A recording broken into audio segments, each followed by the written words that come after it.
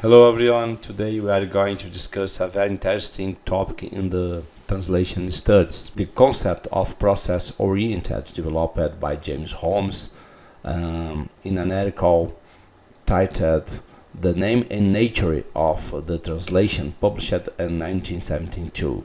In 1995, Gideon Turi, in another article titled The Descriptive Translation Studies and Beyond, organized the concepts of the Holmes into a scheme that become known Holmes map. This map presents two branches of concepts. In on the side, the concept of pure translation.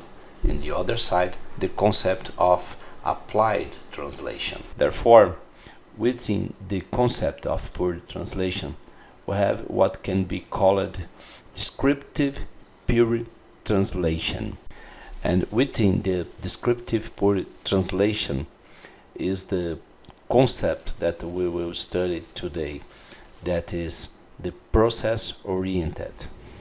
And now I invite you to read an excerpt of what Holmes wrote about the concept of process oriented.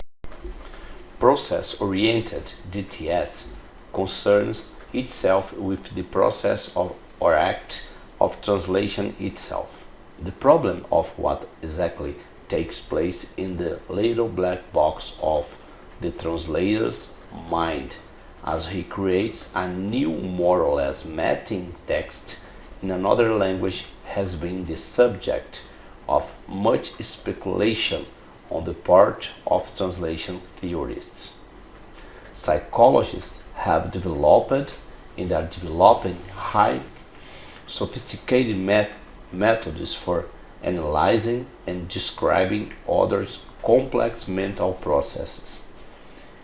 It is to be hoped that in the future this problem too will be given closer attention, leading to an area of study that might be called translation psychology or psychotranslation studies. Let's analyze some parts of this text. While other translated studies maintain their focus on the old duality of source text versus target text, the process-oriented approach is directed toward the cognitive aspects involved in translation. This represents a major revolution in the way translation is conceived. This is somewhat reminiscent of what happened in the 17th and the 18th century with philosophy. While philosophy of antiquity and Middle Age were concerned in to understand the objects of the reality and the phenomena related to them, modernity brought a shift, a turning point. Immanuel Kant, for example, posed a different question. How does the mind function in production of knowledge? I really like Kantian philosophy. I have a lot of books of Kant here. And I like Kant because Kant was deeply concerned with the issues of language. That's why I'm going to include an illustration here that, in my view, demonstrates how Kant's conception of knowledge is related to the concept of the process oriented in studies translation. As we can see in the table, for Kant, time and space are the fundamental condition for a human being to establish contact with the world. But for Kant, time and space are not external to the human being. Instead, they are cognitive conditions that allow us to frame reality. Thus, everything we perceive through the senses is structured within our conception of time and space. That's why Kant classifies time and space as aesthetic categories. The word aesthetic comes from the Greek aesthesis, and aesthesis means to feel, to perceive the world. In the sense, everything we experience is shaped by the time and space, or spatial-temporal dimension. From aesthetic categories, everything that our sense deliver to us passes into the analytical realm. In this phase of understanding, everything is quantified, qualified, related, and modelized. Finally, the object appears in our consciousness as an image, and this image, constructed by language, is called phenomenon. The problem noted by Kant is that the rational understand, that is, the analytical categories, can never access the reality, because everything they receive comes from intuition, a stage of the knowledge where the reason is not present.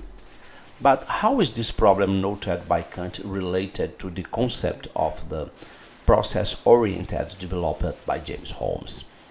Well, let's analyze another illustration to try to answer this question. You certainly heard of Gertrude Stein, an American modernist poet. She's indeed very famous. Some films like Midnight in Paris have already explored her life. More recently, one of her poems was recited in the famous Westworld. Access your current build, please.